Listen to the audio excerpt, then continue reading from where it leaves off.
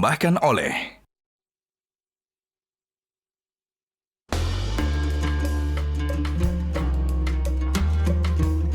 Ini nih, sarung gajah duduk legenda Nusantara yang di setiap produknya memiliki keindahan warna yang menawan serta motif dan corak dari setiap daerah di Nusantara.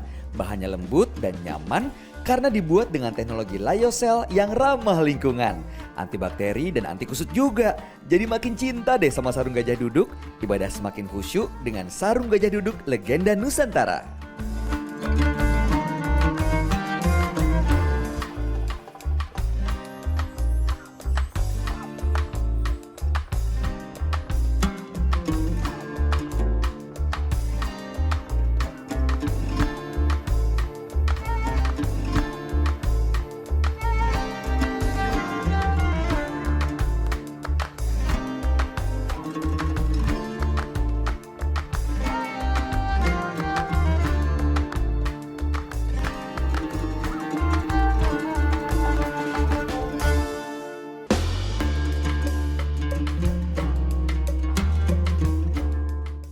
Assalamualaikum. Waalaikumsalam warahmatullahi Masya wabarakatuh. Allah. Gimana kabar Mas Bayu? Alhamdulillah baik Pak Ustaz, senang banget bisa balik di Makassar lagi. Selamat datang di Makassar. Terima kasih, Kota Pak angin Ustaz. Mamiri. Wah, luar biasa. Mamiri angin sepoi-sepoi. Widih, mantap. Nah. Sama mantapnya kayak outfit saya hari ini nggak Pak Ustaz? Keren-keren ini ya. Iya dong. Serasi, Oh, ini matching. Keren Pak Ustaz. Ini Oh. dari sarung gajah duduk legenda Nusantara Pak Ustaz. Sarung punya baju, gajah duduk sudah punya baju juga. Ada macam-macam. Ini Pak Ustadz nyaman, adem, keren, lembut lagi. Khas Nusantara. Ini motif coraknya diambil khas Nusantara Pak Ustadz. Nusantara. Tuh, keren kan? Keren. Oh, ini ini pasti. ini Ya, nanya-nanya. Ya Nah. udah pasti tahu Pak Ustadz. Saya Nah. sengaja bawa untuk Ustadz. hadiah untuk Ustadz Dasar. Iya, untuk Masya Allah. Jangan lupa Pak Ustadz. Yang ini logonya monokrom dan ada tulisan Arabnya. Ini gajah duduk, Iya. ada sarungnya polos seperti yang saya pakai. Ini yang warna putih khas pokoknya. Seperti Oh yang Ustadz suka. pas, berarti acara kita selama Ramadan ini Ya. kita pakai cap gajah duduk. Betul. Nah, Oke. sekarang kalau udah keren seperti ini, kita mulai syutingnya Pak Ustadz. Ayo. Ayo. Ini saya pegang dulu ya. Ya.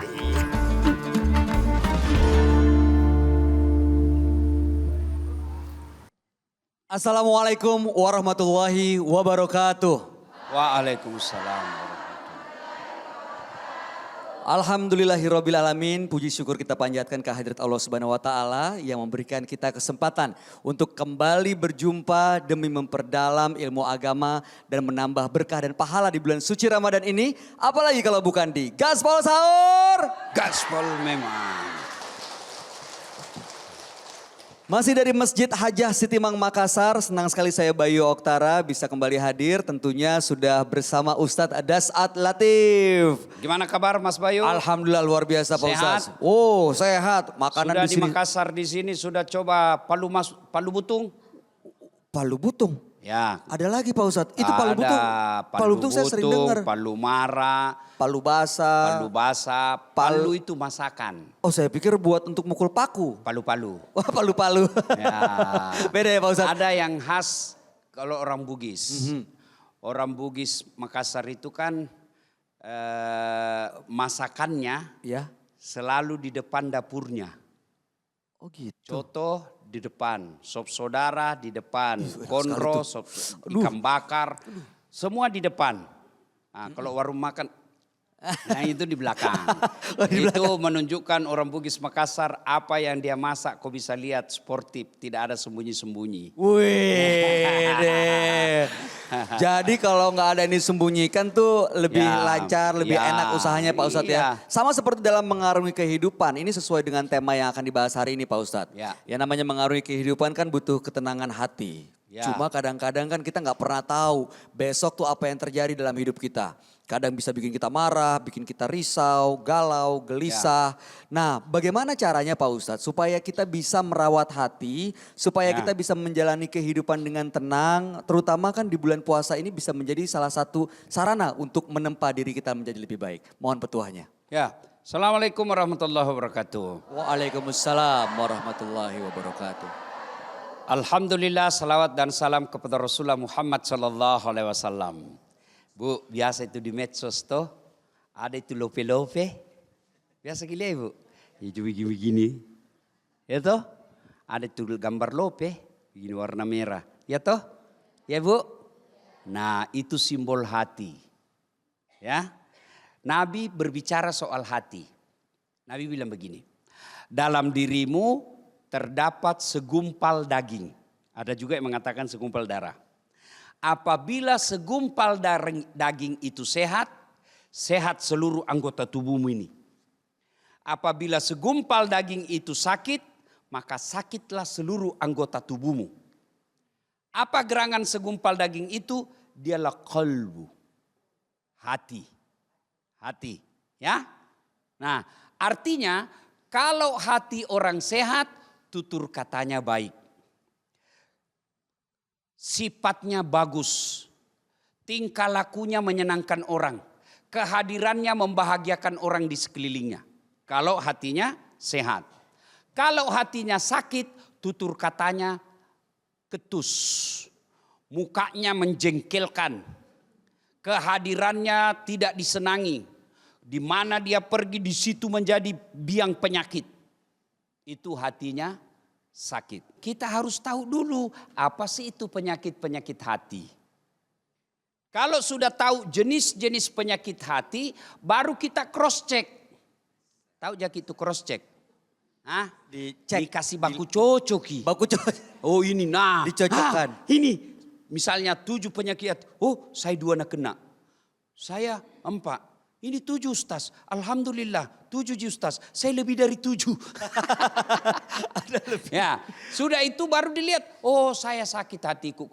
Oh 7 disebut. Oh tidak ada berarti sehat. Ini penting karena penyakit hati itu jauh lebih berbahaya daripada penyakit jasmani. Contoh, ibu naik mobil dari Makassar ke Palopo. Nah, yang nyetir tangan, gas rem Betul. kaki, yang melihat sepanjang jalan Mata. yang mendengar klakson Telinga. yang berpikir sepanjang jalan Otak. otak. Tapi begitu ada tikungan, apa tertulis? Hati. Tidak ada tertulis otak. Beda dong. Itu jadi makanan Pak Ustaz. Iya toh? Iya toh Ibu? Hati-hati. Betul. Coba di kantor atau perusahaan ada pengumuman. Yang menulis tangan pengumuman tangan. Ya. Yang melihat salah ketik mata. Yang berpikir bikin kalimat otak. Tapi begitu ada pengumuman, apa dia bilang announcer? Perhatian. Tidak ada dia bilang perotakan. Iya toh? Iya. Ini penting, ini hati. Nah sekarang apa penyakit hati? 1. Banyak sebenarnya, banyak sekali. Tapi yang berkaitan dengan kehidupan sehari-hari. Apa itu? Al-istighalu bi'uyubil khalqi. Suka sekali cari jeleknya orang, nah lupa jeleknya dirinya sendiri. Wah ini sering terjadi Pak Ustaz. Ini banyak di sini. Dia kan begitu. Dia kan Pacalla. Ini toh, iya toh. Pergi majelis taklim itu masih gosip ji. Orang masuk nah lihat-lihat itu. Ya toh Ibu? Ya toh? Enggak gosip tapi matanya dong. Apa? Kau ketawa karena kau pelakunya. Oh itu termasuk ya Pak Ustaz? Iya. Kan gak ngomong. Iya dia cerita. Orang pepatah mengatakan semut seberang lautan tampak jelas olehnya. Sementara gajah pelupuk matanya mata. dia tidak terlihat. Artinya kalau jeleknya orang dia tahu sementara jeleknya lebih banyak dari orang lain. Nah ini yang banyak panen ini ketika pemilu kemarin. Di grup dia saling memaki. Oh baku maki, maku 01, 02, 03. Nah kenal kok. Kalau tim sukses baku hantam wajar. Kenapa dia mau jadi menteri? Kalau tim sukses membela-bela dan menyerang orang lain, wajar dia mau dapat proyek. Tapi kamu baku maki sama tetangga, nak kenal kau itu. Begitu kau meninggal, siapa yang datangi kamu? Tetangga. Ada orang keluar dari grup kompleknya, baku keluar dari grup SMA-nya, keluar dari grup keluarganya, gara-gara tidak baku cocok pilpres. Itu namanya beleng-beleng. Ya, al-istighalu bi uyubil khalqi. Suka sekali ikut campur, suka sekali mengurusi urusannya orang padahal dia lebih busuk dari orang lain. Ingat waktu Nabi Isra Miraj. Mas Bayu, Nabi diperlihatkan ada perempuan cantik, kukunya terbuat dari tembaga api neraka. Dia cakar-cakar itu mukanya. Dia tahu sakit, dia cakar. Sakit tapi dia cakar. Lalu dia cakar isi perutnya. Keluar itu usus-ususnya. Sakit tapi dia cakar. Cukup sampai situ? Belum. Dia makan bangkai orang mati. Bangkai orang mati dia makan. Nabi bertanya Jibril, siapa itu? Bodoh betul. Jibril menjawab, itulah umatmu yang suka cerita kejelekan orang. Maka pelihara hati kita ini dari cerita tak ada faedah. Orang yang selalu ikut campur bukan urusannya, dia campuri juga. Nanti hidupnya ditakdirkan Allah seperti toge. Toge? Ya, tahu toge Ibu? Pohon toge? Tahu toge Ibu? Toge. Tahu Ibu? Tahu toge? Lihat itu toge, selalu ikut campur toh? Jalan kote? Ada. Gado-gado? Ada. Pecel? Ada. Ikan doang? Ada. Soto Banjar? Ada. Selalu ikut campur toh? Toge. Makanya Allah takdirkan toge semuanya bengkok. Tidak ada yang lurus. Lihat itu toge bengkok semua itu. Maka kalau ada jamaah majelis taklim pergi pengajian, cerita gosip teriak, toge nih ayo hibbu ahadukum, sukakah kamu memakan bangkai sesamamu manusia? Auzubillah min dzalik. Semua naudzubillah. Itu salah satu penyakit hati ya Pak Ustadz ya, yang harus kita waspadai. Satu. Masih ada penyakit yang masih banyak. Wah, banyak. dijelasin sebentar lagi ya Pak Ustadz ya. Tahan dulu ya. Kalau begitu jangan kemana-mana sahabat Dasat. Kami akan kembali sesaat lagi tentunya hanya di sini di Gaspol Sahur. Gaspol memang.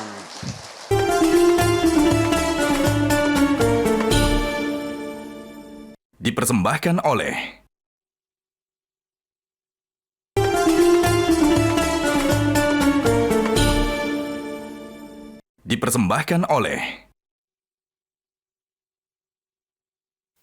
Sahabat Dasar, terima kasih Anda masih bersama kami dan tentunya kita akan membahas tema hari ini yaitu bagaimana merawat hati di bulan suci Ramadan.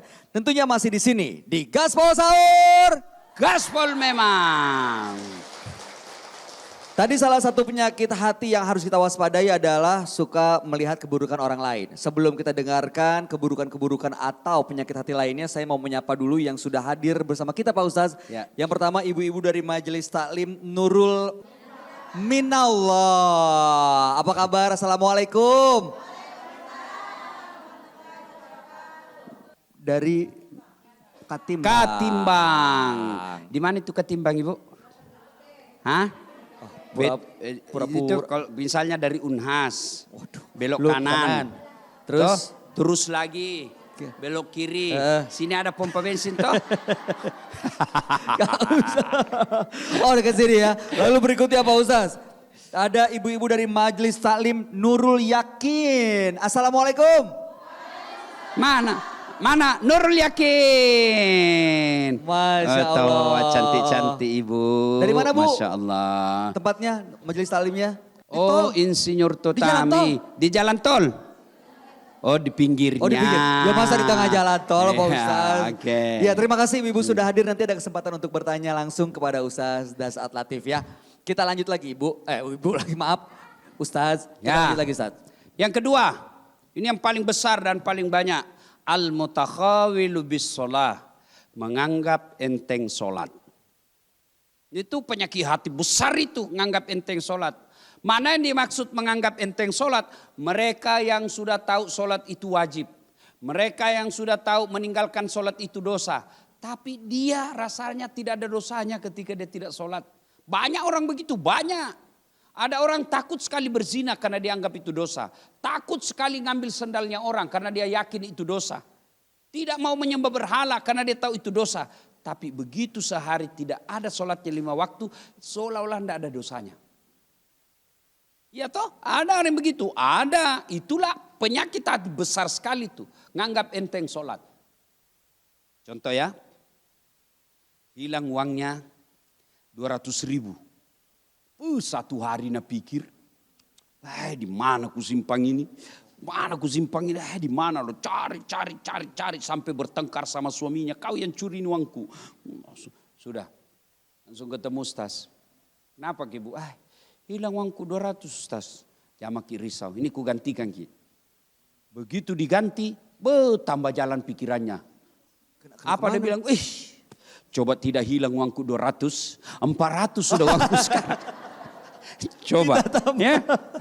Uangnya hilang 200, satu hari dia pikir. Dikasih lagi 200, malah tambah berpikir. Sholatnya hilang sehari, dia tidak pernah pikirkan. Itulah penyakit hati paling besar. Mana lagi kategori yang dimasuk anggap enteng sholat? Mereka yang nunda-nunda sholat. Sholat duhurnya sudah dekat asar. Sholat asarnya sudah dekat maghrib. Akhirnya 1 kali wudhu 3 sholat. Asar, maghrib, isya. Itu nganggap enteng sholat semua itu. Termasuk nganggap enteng sholat itu memanipulasi dan menipu dirinya sendiri. Kenapa belum sholat? Kata suaminya, istrinya bilang, orang belum bersih. Masih ada ini sedikit-sedikit. Dia bilang suaminya, bohong kau toh? Apa bohong? Saya kasih lihat kau. Ketawa semua karena ibu pernah bayangkan diri sendiri toh.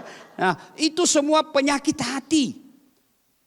Suami bisa dibohongi, tapi demi Allah, Allah tahu. Termasuk nganggap enteng sholat, kalau dia bersih, sudah bersih sebenarnya asar, dia bilang lagi, besok aja deh, kan harus subuh. Siapa bilang enggak? Ibu bersih duhur, duhur mulai sholat. Ibu bersih subuh, subuh mulai sholat. Ibu bersih jam 10 malam, itu masuk isya. Mandi bersih, sholat isya. Sudah bersih. Jangan lagi bilang subuh. Sekalinya subuh kesiangan. Dia bilang besok lagi mulai. Itu penyakit hati yang sangat besar. Nganggap enteng sholat. Al-mutakhawil bis sholat. Apalagi penyakit hati yang ketiga. Dusta. Pembohong. Apalagi? Pak Beleang. Pak Beleang itu apa Ustaz?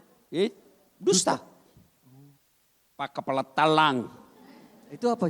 Dusta. Dusta. Pak Bote. Itu? Dusta. Waduh. Banyak ya Pak Ustaz? Banyak sekali bahasa. Versi orang Makassar itu banyak sekali. Pak Bele. Pak Bele ada Pak juga. Bote. Pak Kepala Talang. Itu semua itu. Nah, itu kalau rakyat biasa pembohong, itu dampak negatifnya terbatas. Tapi kalau pejabat publik, anggota DPR, bupati, wali kota, gubernur, menteri, kau bilang pembohong itu dampaknya luar biasa. Kamu boleh bohongi di depan manusia, kau boleh tipu-tipu depan manusia, kau bisa lolos permenkan hukum. Demi Allah, bohongmu itu akan kau pertanggungjawabkan. Berapa lama kau hidup? Kalau ada kepala desa pembohong, sudah 60 umurnya. Nah paling jauh lagi kau hidup itu 20 tahun. Paling lama kau pikir lama itu 20 tahun. 4 kali aja pemilu. Sudah 65 tahun umurnya masih pembohong. Sudah 70 tahun umurnya masih pembohong. Mati hatimu itu. Tinggal berapa jatamu hidup? Kalau kau tidak sholat, taubat, insya Allah Allah ampuni. Tapi kalau kau tukang tipu, rakyatmu kau tipu, satu negara kau tipu, kau diminta nanti tanggung jawabmu di hadapan Allah. Silakan, ini peringatan bagi orang yang masih percaya mati. Kalau dia tidak sholat, dia tidak puasa, dia bertobat masuk Ramadan, minta ampun sepenuhnya, Allah ampuni selama dia tidak mengaku diri sebagai Tuhan. Kalau kau lihat itu dosanya, andai saja dikasih kau proyektor itu kau lihat dosamu nanti di akhirat. Tidak berani kau jadi pemimpin. Ya, ibu-ibu, senang tidak ditipu suami? Senang tidak dibohongi suami? Nah, tuh, gimana? Pasti begitu juga kita. Jadi orang pendusta itu mati hatinya. Ya, nah penyakit hati yang berikutnya kaswatul qalbi. Apa itu kaswatul qalbi? Bahasa Bugisnya kadoro. Kadoro. Artinya Pak Ustadz? Keras hati. Tidak mempan nasihat. Dinasehati atau tidak ada gunanya. Kalau bahasa Jermannya ada Pak Ustadz? Kekeh. Hah? Kekeh. Ya itu. Ya. Kaswatul qalbi itu keras hati. Ya. Kau sampaikan ayat Allah atau tidak sama saja. La yu'minun. Mereka tidak akan beriman. Dinasehatin, diceramain. Bu.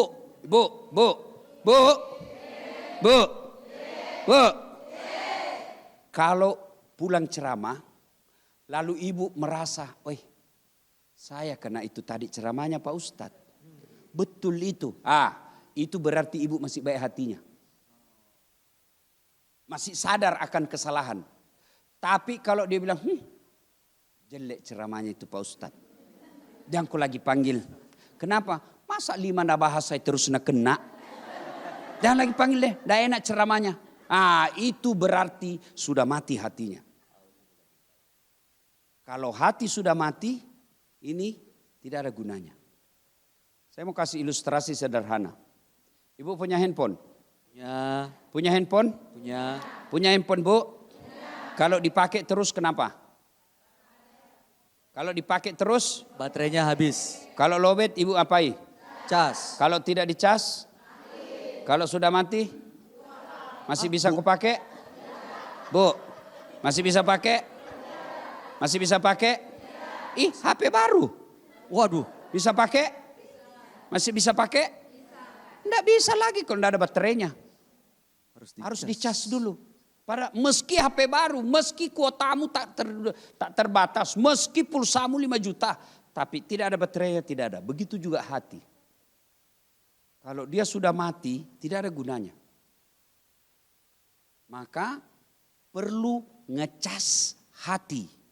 Bagaimana cara ngecas hati? Kita lanjutkan setelah pesan-pesan berikut ini. Jangan kemana-mana sahabat Dasar, tetap bersama kami tentunya di Gaspol Sahur. Gaspol memang.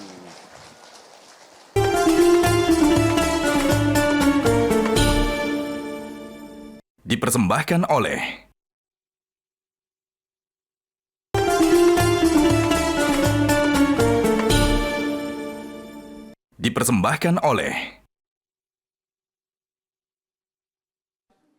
Sambil menemani Anda melanjutkan santap sahur, kita kembali untuk mendengarkan tausiah dan juga petuah dari Ustaz Dasat Latif.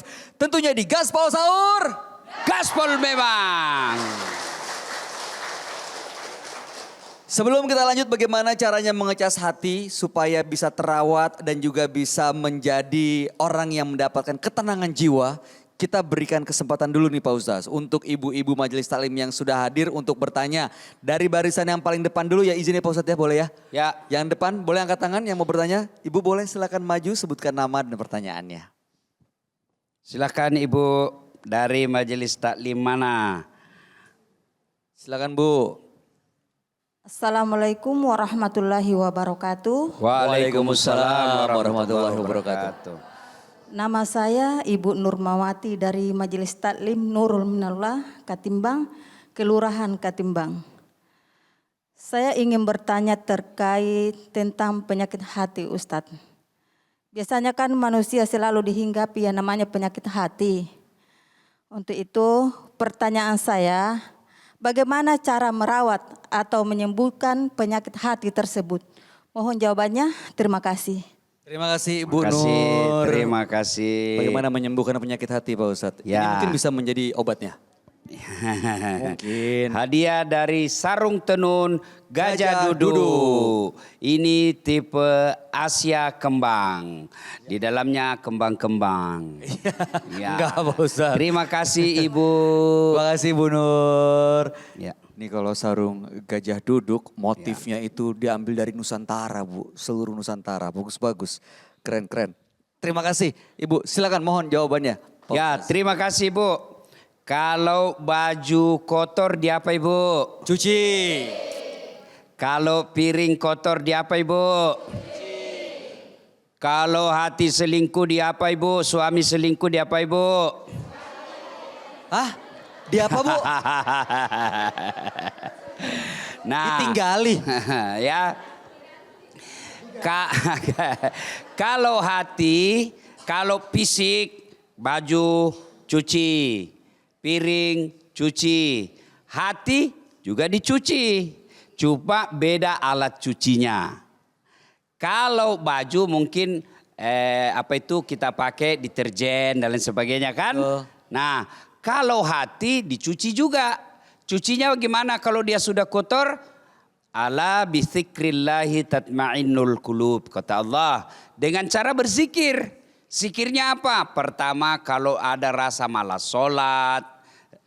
Apalagi yang kita bahas tadi, suka gibah. Ya, maka cara mencucinya pertama istighfar. Astaghfirullahaladzim azim wa atubu ilaihi la ilaha illa anta subhanaka inni kuntu minadz zalimin. Sependek-pendeknya astagfirullah, astagfirullah, astagfirullah, astagfirullah. Itu cara cuci pertamanya. Yang kedua dengan qiraatil Quran, membaca ayat suci Al-Quran. Ya, baca ayat suci Al-Quran. Kemudian apalagi sholat sunat taubat. Ya, lakukan kebiasaan kita dengan sholat sunat taubat. Apalagi dengan zikir-zikir lainnya. Subhanallah, Alhamdulillah, Allahu Akbar. Atau dengan melafazkan Asmaul Husna. Nah itu cara mensucikan atau mengobati hati. Tapi kalau tidak dan dibiarkan, itu kata Imam Al-Ghazali, hati dengan dosa ibarat cermin dengan debu. Maksudnya Pak Ustadz? Coba lihat kalau ada cermin. Ya. Melengket debu langsung hapus. Lengket lagi, hapus lagi. Insya Allah cerminnya tetap kinclong. Ya tuh Ibu? Ibu? Ibu kan paling sering lihat cermin. Ya toh? Biar lewat ada mobil. Ya toh? Ya. Kalau sebaliknya ada debu, dibiarkan, akhirnya bertumpuk, maka cermin kita akan blur. Buram. Kalau buram, maka dia tidak akan bisa lagi dipakai bercermin dengan baik. Ada gambarnya tapi kabur. Sudah kita muka kabur, tambah lagi cermin kabur, tambah jeleklah kita. Orang yang kabur. Itulah kalau hati dibiarkan dan tidak diobati, lambat laun pasti akan beku. Itu yang bahasa agamanya kaswatul qalbi, keras hati kadoro, tidak mempan nasihat. Apa nak bilang orang di sini? Kucini tompina kuciniki, eja pina doang. Itu kata orang Makassar. Kalau orang Bugis apa dia bilang? Tanten ton janjenjong, tangi tamulot, tangi taku, jame jamaku, wita topina witai. Ah itu tuh. Itu artinya apa tuh tanteng tong janjenjong? Dia bilang, ya kau paham apa kau paham, lakukan aku lakukan, saya lakukan, apapun yang terjadi urusan saya. Tang teng tong jang jenjong. Ya, tan teng tong jang jenjong. Siap. Ya. Mana yang bertanya tadi? Yang ini. Jelas Ibu? Jadi mengobatinya tentu dengan agama. Setelah itu dengan zikir, apalagi dengan mendengarkan tausiah. Dengar ceramah. Ya, sering mendengar dakwah. Cuma kalau sudah sering dengar dakwah, jangan membanding-bandingkan ustadz. Ya, penyakitnya ibu-ibu kan, tahu kalau itu ustaz ceramah, biar 1 jam masih enak dirasa, ini baru 5 menit ngantuk maki. Bukan ustaznya jelek, kau terlalu banyak setan di kepala. Ya Bu ya? Iya Bu ya? Iya Bu ya. Ya. Ya, terima kasih. Terima kasih, mudah-mudahan sudah menjawab ya. Ya. Pak Ustadz berarti cara mengobati, cara membersihkannya juga nggak cukup sekali ya. Terutama Ya. kalau misalnya kalau Ulang-ulang, ibaratnya cermin ulang-ulang. itu kan berarti Ya. harus dibersihkan terus-menerus. Bersihkan. Ya. Sampai benar-benar bisa digunakan lagi. Coba Baik. lihat cermin di rumah atau kaca mobil kan dibersihkan. Terus-menerus. Keluar hari ini keluar besok mau dipakai bersihkan lagi. Tidak bisa bilang sudah rugi kita bersihkan, besok juga kotor dibersihkan besok lah. Akhirnya numpuk. Jadi nggak bisa dibersihkan. Tidak bisa lagi dibersihkan. Auzubillah Jadi min dzalik. karat. Semua nauzubillah. Kalau- Baik, selanjutnya ada lagi yang mau bertanya di barisan kedua nih. Ada lagi? Apa barisan ketiga? Ibu mau Barisan kedua bertanya, mau bertanya atau mau menjawab? Lah, Bu, Pak Ustadz. Hah? Pak Ustadz yang menjawab. Menjawab. Bu boleh maju silakan. Sebutkan nama dan pertanyaannya. Ini warna, ini namanya Bu, warna tai kuda ya? Bukan.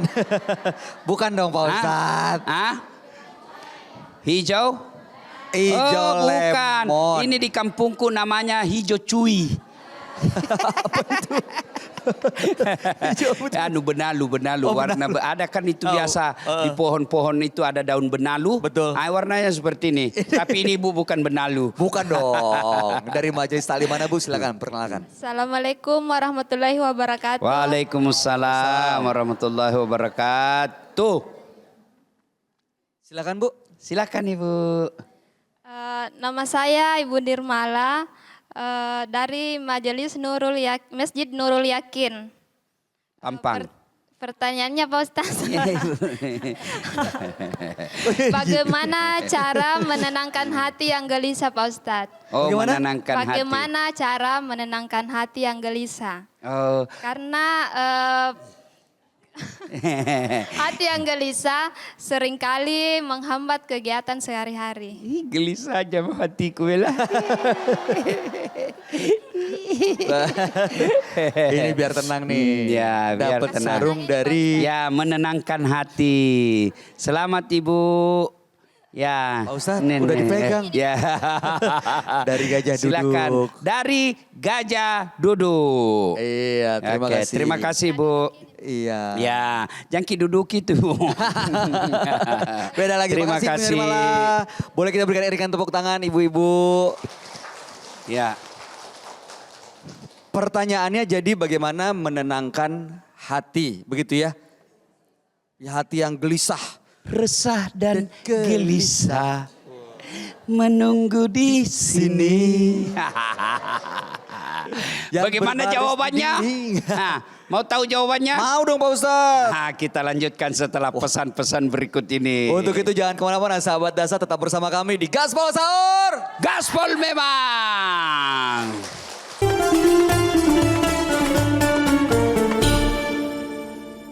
Dipersembahkan oleh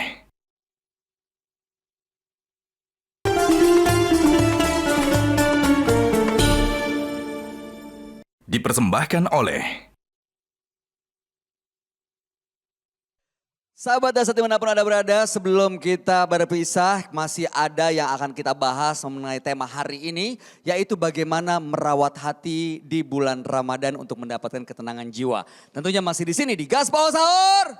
Gaspol memang. Pak Ustaz, tadi ada pertanyaan Ibu Nirmala, bagaimana? Ini mungkin banyak juga yang merasakan malam hari ini resah dan gelisah. Bagaimana caranya menjaga hati dan menenangkan hati? Sebenarnya itu tadi sudah diselesaikan di jawaban awal tadi. Yang pertama dengan istighfar, baca ayat suci Al-Quran, dengar dakwah, termasuk ikut pengajian begini, itu merawat hati ya. Kemudian berteman dengan orang-orang soleh ya. Karena kalau orang soleh kita temani pasti ceritanya cerita yang kebaikan ya. Makanya ibu-ibu hati-hati memilih teman majelis taklim, hati-hati memilih tetangga, hati-hati memilih teman grup WhatsApp, hati-hati memilih teman bersahabat karena itu bisa berpengaruh. Yang dulu waktu kita sekolah disebut pengaruh lingkungan. Ya Bu ya? Nah itulah cara-caranya. Termasuk diantaranya merawat hati itu puasa. Intinya cara merawat hati agar bisa hebat, agar bisa sehat, agar bisa tenang, kuatkan ibadah. Ya, jadi intinya semua itu kalau mau tenang hati itu tadi kata Allah Ala bidzikrillahi tatma'innul qulub. Ketahui dengan berzikir, mengingat kepadaku, maka hatimu akan jadi tenang. Zikir itu macam-macam. Bisa berupa solat, bisa berupa ayat suci Al-Quran, bisa dengan melazimkan tasbih, tahmid, dan tahlil, dan bisa juga dengar ceramah. Segala kebaikan-kebaikan itu mengisi hati yang rusak. Kalau dibiarkan, maka akan berkarat. Kalau sudah berkarat, tentu bisa dibersihkan tapi berat sekali. Ya, Bu, mana tadi itu bertanya? Yang sebelah situ. Mana? Sebelah sana, Bu. Oh ya, itu Ibu yang Nirmala. warna bajunya warna cuy-cuy. Hijau lemon Pak Ustaz. Ya. Jadi seberapapun kondisi kerusakan hati sebenarnya itu masih bisa diperbaiki. Ya. Tergantung orangnya mau atau tidak begitu Pak Mau, Ustaz. ya betul. Dengan Dan berzikir, agama dengan- memberikan tuntunan untuk memperbaiki hati. Ada lagi satu yang terlewatkan. Iya. Penyakit hati yang sangat besar dan banyak diidap manusia yaitu hubbud dunia. Terlalu cinta kepada dunia. Ya, cinta dunia boleh, tapi yang tidak boleh terlalu cinta dunia. Mana disebut terlalu cinta dunia? Di antaranya takut dibilang tua. Selalu mau muda. Ibu-ibu, nah kalau saya bilang ibu-ibu sekarang, ibu-ibu makin muda saja saya lihat. Saya bohong atau jujur? Nah iya kau tahu aja semua, tapi kau senang kalau dibilang, iya awet muda. Mana ada orang awet muda? Tidak mungkin. Nggak ada. Ya, tidak mungkin orang awet muda. Ya, tidak mungkin. Masa Allah itu memberikan yang terbaik. Kalau umurnya 40, pasti jauh lebih tua daripada umur 30. Malah jelek kalau umurnya ibu sudah 50, mukanya anak TK. Waduh. Pasti kelainan itu. Iya toh? Iya, Iya. ini cemas sekali kalau ada miubanku. Nah semer lagi. Hah? Ada miubanku sedikit ini, ada keripu-keripu di sini. Memang sudah begitu. Nah semer masuk di matanya. Cidak kok. Ya, Iya. hubbud dunia. Cinta dunia boleh, tapi kalau sudah terlalu pasti mengotori hati. Ini lagi yang paling banyak. Yang saya melihat ini, Mas Bayu, qillatul haya. Kurang rasa malu. Politisi tidak ada malunya, dia akan lebih hina dari binatang. Ya, perempuan tidak ada rasa malunya, lebih berharga binatang daripada perempuan. Kalau tidak ada rasa malunya. Mau tahu ibu? Mau tahu? Ibu, kalau mau lihat paha ayam kampung gampang atau susah? Gampang atau susah? Susah. Oh, pergi dulu ke kampung. Cari. Iya toh, dicari dulu. Ayam. Sampai di kampung sudah bisa lihat paha ayam? Belum, dikejar dulu. Dikejar pas mau ditangkap terbang. Sudah ditangkap, sudah lihat pahanya? Belum. Dipotong dulu. Dibacakan bismillah. Sudah dipotong, dilihat pahanya? Belum. Direbus dulu air panas. Sudah direbus, sudah dilihat pahanya? Belum. Dicabut dulu bulunya. Baru bisa dilihat pahanya. Ayam kampung, pulang kampung dulu, dibeli 50.000 sampai 100.000, dikejar, dipotong, direbus, baru bisa lihat pahanya. Paha cewek, berdiri saja kita di depan pintu, berdiri 10 menit gratis. Coba, iya toh? Maka itulah yang dikatakan mereka lebih hina dari binatang ketika hatinya sudah rusak. Tidak percaya lagi, saya kasih lagi contoh. Ibu tahu kambing? Tahu Pak Ustaz? Tahu kambing? Tahu kambing, Bu? Tahu. Itu kambing kalau dia nakal dijual. Tidak ada yang beli, dipotong. Dagingnya semua bisa dipakai. Ya toh, kulitnya jadi perhiasan. Kakinya jadi sop kikil. Ekornya sop buntut. Hah? Apa lagi? Kaki, Pipinya otak, sop pipi. Kuping. Lidahnya sop lidah. Ususnya coto. Iya, betul. Semua dipakai. Kambing, nakal, jual. Tidak ada yang beli, potong. Tapi kalau ada orang, tidak ada malunya, pembohong, pendusta, dengki, rakus. Mau diapain? Siapa mau Potong. makan?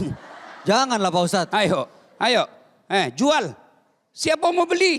Itulah sehingga dikatakan lebih hina dari binatang. Auzubillah min zalik. Maka hati ini harus dirawat. Alhamdulillah Allah Maha Pengasih, diturunkan 1 bulan untuk membersihkan hati kita. Itu bulan suci Ramadan. Maka merugi orang yang mendapati bulan suci Ramadan, tapi dia tidak rawat hatinya. Bahkan dia biarkan hatinya makin rusak, sakit dan makin sakit. Masya Allah, dahsyat sekali. Kita berikan tepuk tangan. Pak Ustaz mau nanya sebelum kita ke petuah dan juga kesimpulan sekaligus mungkin untuk menutup obrolan diskusi di tema hari ini. Kan kalau tadi perumpamaannya kaca Pak Ustaz, kalau semakin lama semakin tebal semakin kotor itu dia semakin buram, nggak bisa berfungsi, nggak bisa dipakai gitu ya. Kalau hati kita gitu semakin kotor tidak dibersihkan, apa efeknya, apa yang dampaknya bagi manusia? Bagaimana cara membersihkannya di bulan suci ini? Mohon sekaligus menutup dengan petuah Pak Ustaz. Itu sebenarnya ada dalam surah As-Sajdah. Allah bertanya, apa man kana mu'minan kaman kana fasikan? Samakah orang yang beriman dengan orang fasik? Beda. Orang beriman itu dengar ayat Allah bertambah imannya. Orang beriman itu dengar nasihat bertambah kebaikannya. Itu kata Quran. Tapi kalau orang fasik, Allah tanya, apa man kana mu'minan kaman kana fasikan? Tidak sama. La yastaun, tidak sama. Ya, orang yang beriman, ammal ladzina amanu wa amilus solihati falahum jannatul ma'wa. Bagi mereka yang beriman, bagus akidahnya, bagus hatinya, saya kasih kau surga kata Allah. Surga dunia, surga akhirat. Wa ammal ladzina fasaku fama'wahumun nar. Bagi mereka yang pembangkang, fasik, pura-pura beriman, saya kembalikan kamu, saya kasih kau neraka dunia, neraka akhirat. Apa neraka dunia? Bisa jadi penjara.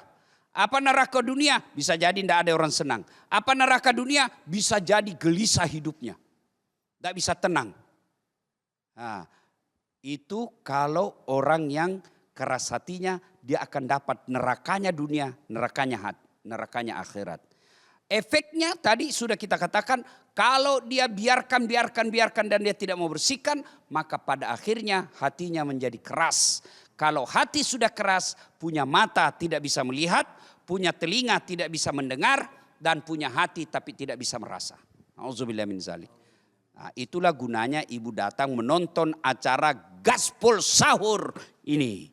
Supaya apa? Tambah iman, tambah pengetahuan. Sudah itu kita berdoa, mudah-mudahan akhlak kita makin mulia. Amin ya Rabbal Alamin. Seperti mengecas hati kita berarti hari ini ya Pak Ustaz. Ya, cas ini bagian dari ngecas. Mengecas supaya bisa berfungsi dan bisa digunakan kembali. Ya. Alhamdulillah. Terima kasih banyak Ustaz. Terima kasih Dasat Mas Latif Bayu, terima atas kasih. petuah-petuahnya. Terima kasih juga ibu-ibu yang sudah hadir di sini. Semoga kita termasuk orang-orang yang mendapatkan hidayah yang bisa merawat hati kita dengan selalu mengingat kebesaran Allah Subhanahu wa taala dan mengisinya dengan amal ibadah terutama di bulan suci Ramadan ini. Akhir kata kami semua, saya Bayu Oktara, Ustaz Dasat Latif dan juga seluruh kru Metro TV yang bertugas di Masjid Hajah Sitimang Makassar pamit undur diri. Selamat menjalankan ibadah puasa dan insya Allah besok kita bertemu kembali tentunya di Gaspol Sahur. Wabillahi taufiq wal hidayah. Wassalamualaikum warahmatullahi wabarakatuh. Waalaikumsalam warahmatullahi wabarakatuh. Metro TV.